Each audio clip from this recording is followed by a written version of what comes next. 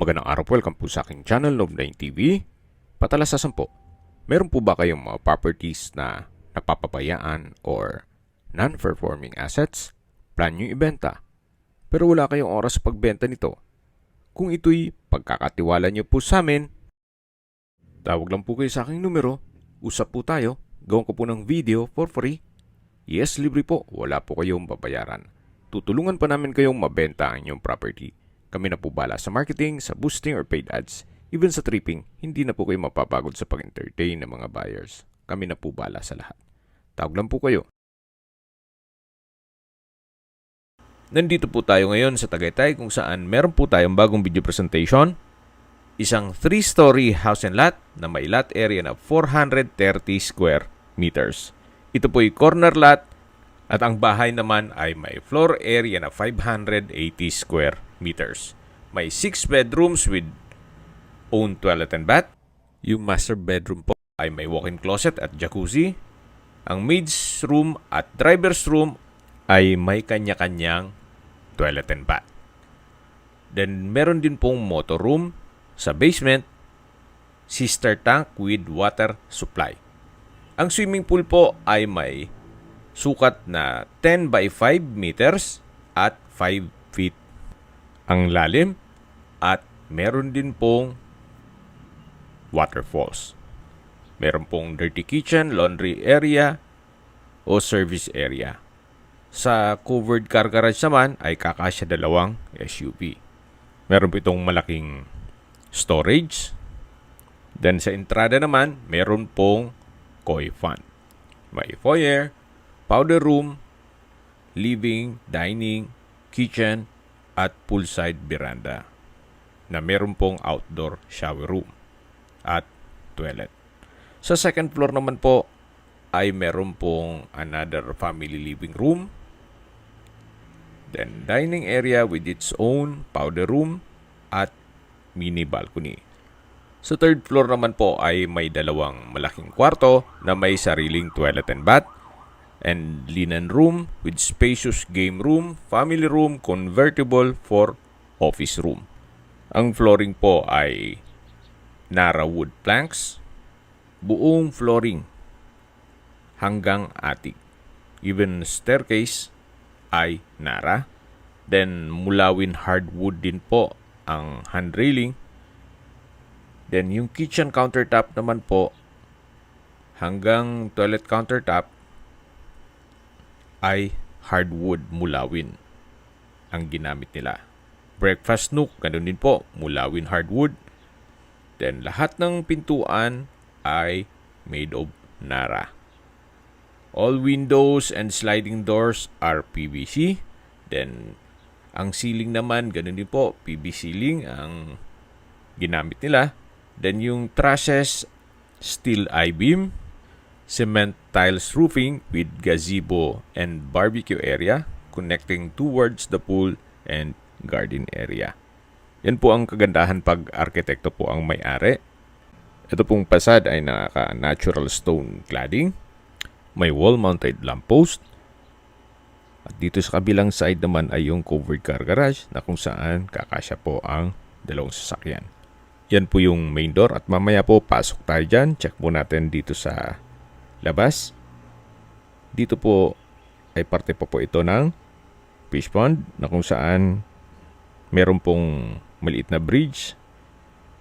So mula po dito hanggang dito sa kabilang side ang fish pond.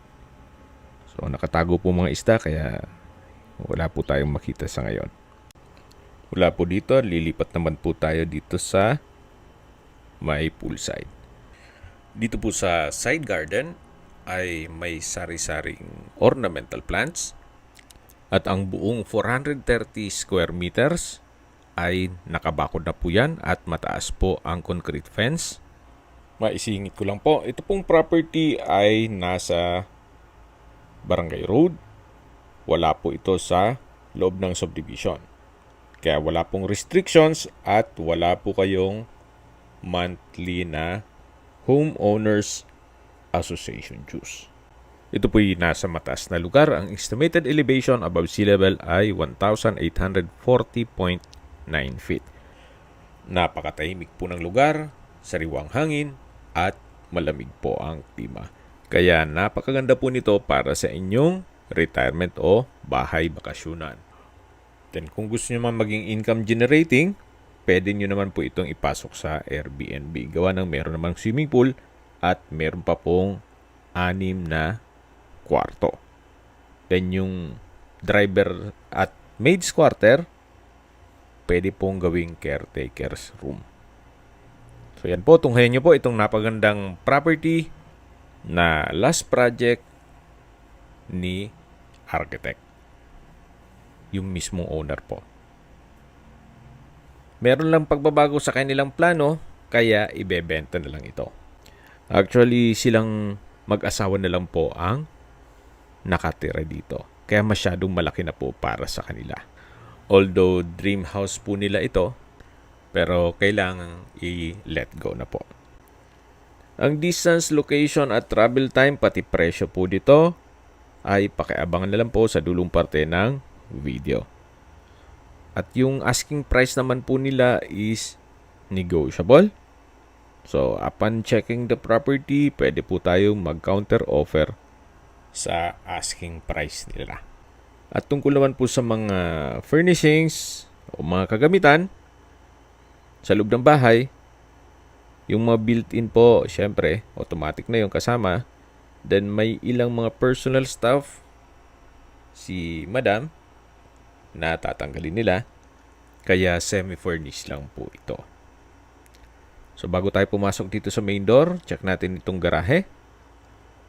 So malaki naman po siya, covered, then tile flooring. Then meron pong brickstone design, yung wall. Ito po yung steel gate.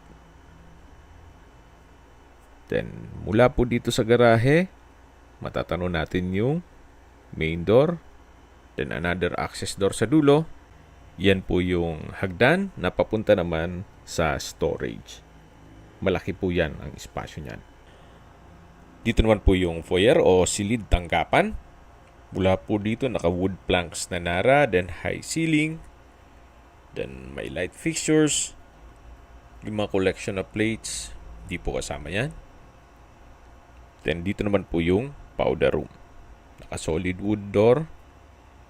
Then may hand wash basin, vanity mirror, water closet with bidet, at ito yung naka-tile bathroom wall. So napaganda po ng disenyo. Very artistic. So labas na po tayo dito sa powder room. Yan po yung main door. At check natin dito sa loob. Pero bago natin i-check ang living area, ito po yung pintuan na access sa garahe na kung saan galing tayo dito kanina. So, napakalaki po ng espasyo nitong garahe. Okay, check na natin itong living area o salas. At welcome po dito sa bahay ni Madam at Architect. Tungkol sa furnishings, kung maibigan nyo naman po yan, pwede tayong makipag-negotiate. Then, meron din pong chandelier. Then, sa dulo po ay may owning type windows. Wood planks. Nara din po itong flooring. So, buong flooring po ay nara wood planks. At lipat na po tayo dito sa dining area. Nakakasya po ang 8-seater dining set. At dito naman po yung formal kitchen. Ang breakfast nook at kitchen countertops ay naka-solid wood. Then meron pong wall-mounted kitchen cabinet at storage ng kitchen utensils. So yan po yung double stainless sink with faucet, gas range, oven, then may kitchen window, at dito naman po yung service area at dirty kitchen. So upon tripping po, i-check natin yan. So, tunghayin nyo po ulit itong formal kitchen bago tayo lumabas dito sa may living area. At tungkol naman po dito sa dining set, wala pong nabanggit sila kung isasama yan. Pero siguro, upon negotiation, kung gusto nyo, pwede nating i-negotiate yan. Then dito naman po yung sliding glass door na access dito sa veranda papunta dito sa swimming pool. Yan po yung may sukat na 10 by 5 meters at 5 feet po ang lalim. May waterfalls. Dito naman yung shower area, yung banyo. At maayos naman po ang bathroom fixtures nito. Dito naman yung swimming pool pump and filter na meron din pong mga ornamental plants. Dito sa side na to ay meron pong mga cage para sa kanilang pets. Kaya kung meron po kayong mga alaga, meron po kayong cage. Tunghayan nyo po ulit itong swimming pool. At papasok na po tayo dito sa loob ng bahay. Yan po yung dining area na kung saan dyan tayo galing kanina. Meron pong glass shelves. At pasok na po tayo ulit dito sa may living area na meron pong fireplace. So mula po dito sa living area, yan po yung hagdan na meron pong understairs display glass racks. Kung may mga collection kayo, pwede pong ilagay dyan. At kung meron man po kayong PWD or senior citizen sa pamilya, itong kwarto na to ang para sa kanila. Napakalawak po ng espasyo. May chandelier. Then wood planks din po ang flooring. Mayroon pong PVC access doors. Then windows. Split type aircon. May drawer and dresser. At may sariling toilet and bath with walk-in closet. So from floor to ceiling po itong walk-in closet. At meron din pong another drawer and dresser. Ito pong bathroom countertop ay made of solid wood. Then may couple hand wash basin with faucet, vanity mirror, may glass shelves, jacuzzi, bathroom window, water closet with bidet, shower enclosure, hot shower set, overhead shower. Then from floor to ceiling po ang natural stone cladding. So ito po yung toilet and bath dito sa first bedroom o master's bedroom. Okay, check na po natin yung main room na kung saan ito po yung master's bedroom. Then sa dulo po may sliding door papunta naman sa open lanai. Then naka-solid wood door din po ito. At halos katabi lang po yung access door mula garahe at main door. Yan po ulit yung living area. At ito po yung stairs o hagdan na kung saan ito'y naka wooden staircase and handrail. Dito po sa lower part ay meron pong natural stone cladding. Then may moldura din po dun sa wall. Samahan niyo po ako, akyat po tayo. At nandito na po tayo sa second floor. Na kung saan ito po yung family area. Malawak din po ang espasyo. May chandelier. Then naka-PVC ceiling panels. May glass windows. Made of PVC and owning type po. Yan po yung hagdan. Then ito po yung hallway papunta sa mga kwarto. At hanggang dito po sa second floor ay naka wooden planks din po itong flooring. Check po natin itong second bedroom na kung saan ito yung naka solid wood door. May split type aircon, owning type windows, may PVC sliding glass door, then wardrobe, center lamp, wooden planks ang flooring. So for maayos naman po ang pintura ng ceiling at wall.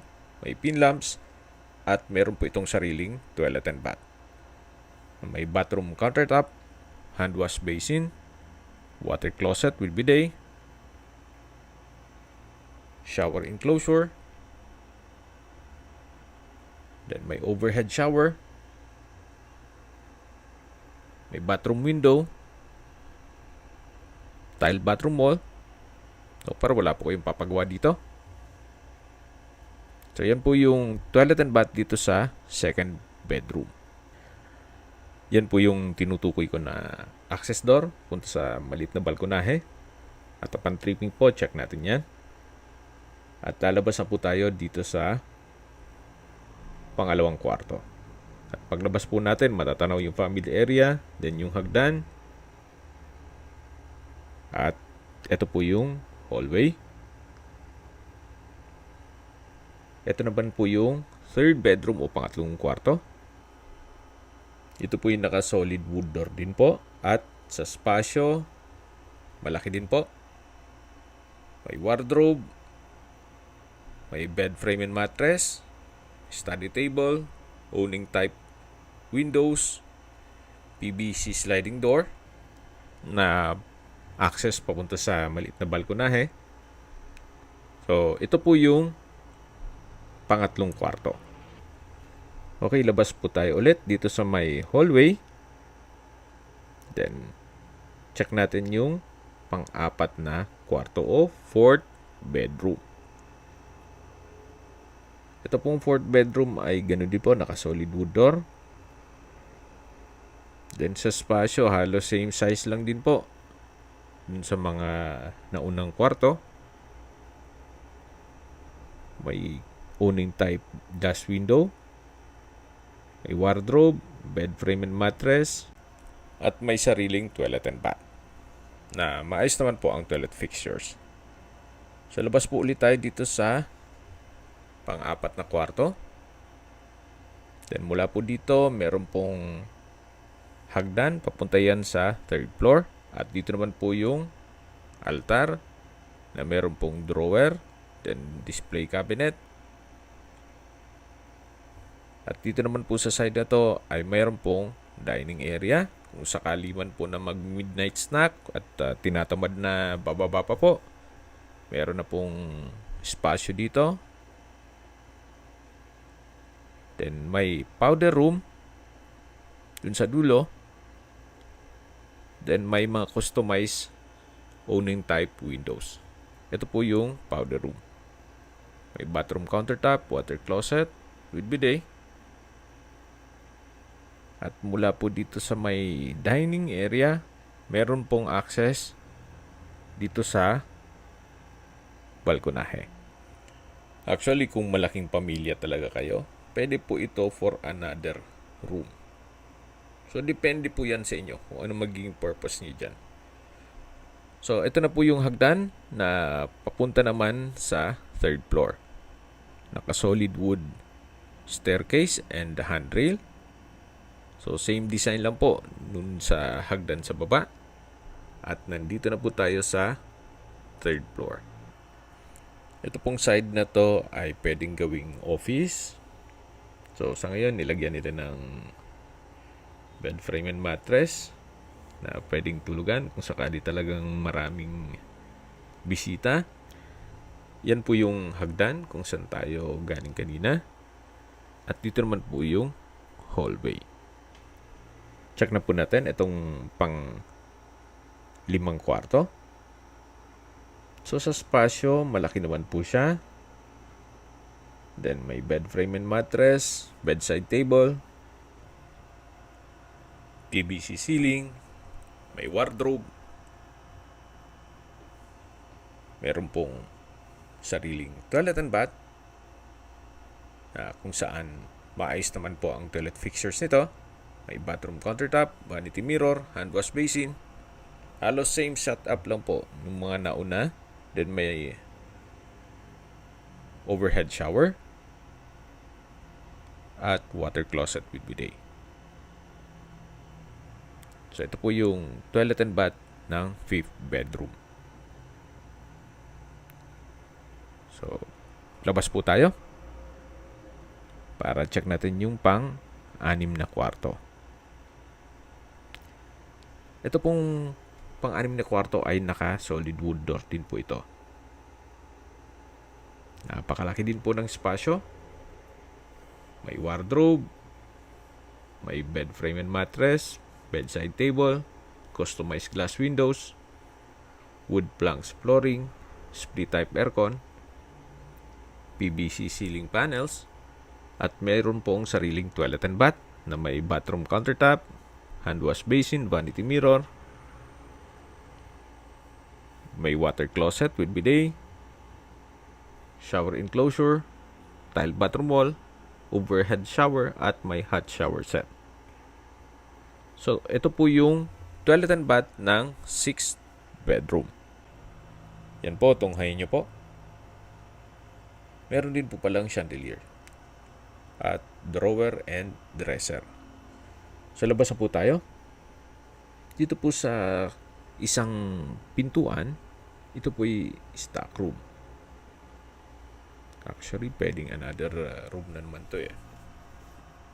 Pero may mga personal na gamit si owner, kaya hindi natin mapasok yan. So, ito po yung 3rd floor.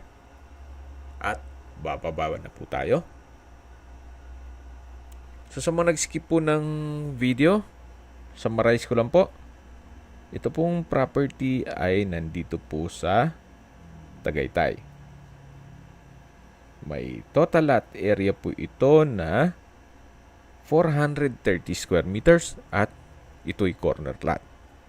Tungkol naman sa dokumento nito, ito po'y titulado, buhay po ang may-ari, kaya wala po kayong maging problema sa documentation o sa transfer ng title.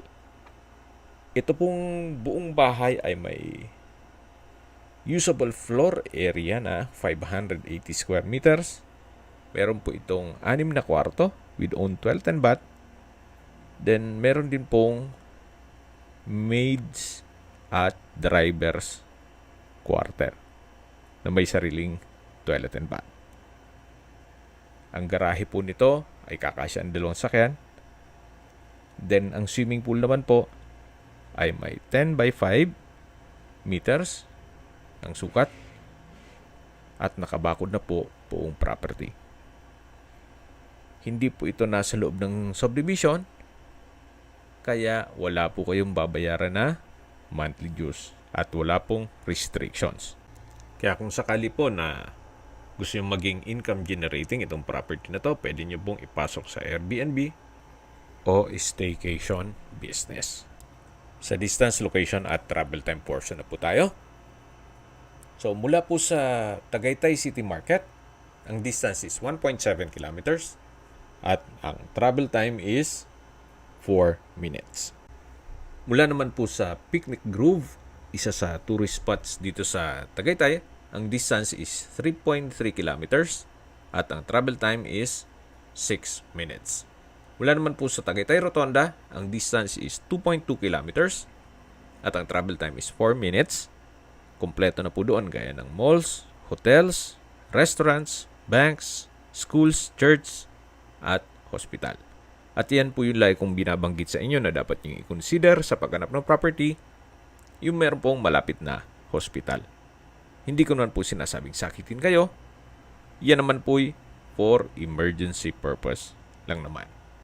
Mula naman po sa Calac Silang Interchange, ang distance is 16.8 kilometers at ang travel time is 27 minutes. Kung manggagaling naman po sa Manila o sa airport, ang distance is 60.5 kilometers at ang travel time is 1 hour and 28 minutes. Sa presyo na po tayo. Mula po sa 35 million pesos, nag-markdown price na po si owner sa 28 million pesos net. Ibig pong sabihin, si buyer po ang sasagot sa lahat ng taxes at expenses with regard to documentation.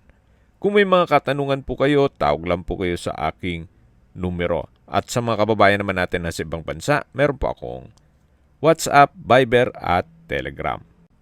Same number lang po, 0917-316-3399. Sa mga nagtatanong naman po ng aming Facebook, meron po aming Facebook page na Nov9TV at Facebook Real Video. Meron din pong TikTok at Instagram. May ibang YouTube channel po kami, the Nov9TV channel, Nov9TV Listings, Nov9TV On The Spot, Nov9TV Updates,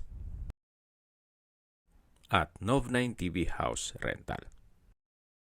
Sana po naibigyan nyo ang video presentation. Paki-like and subscribe na lang po sa aking channel para ma-update din po kayo sa aking future listings. Kung sakali po hanap nyo yung mas malaking sukat ng lupa, meron din po kami ibang listings na pwede nyong pagpilian.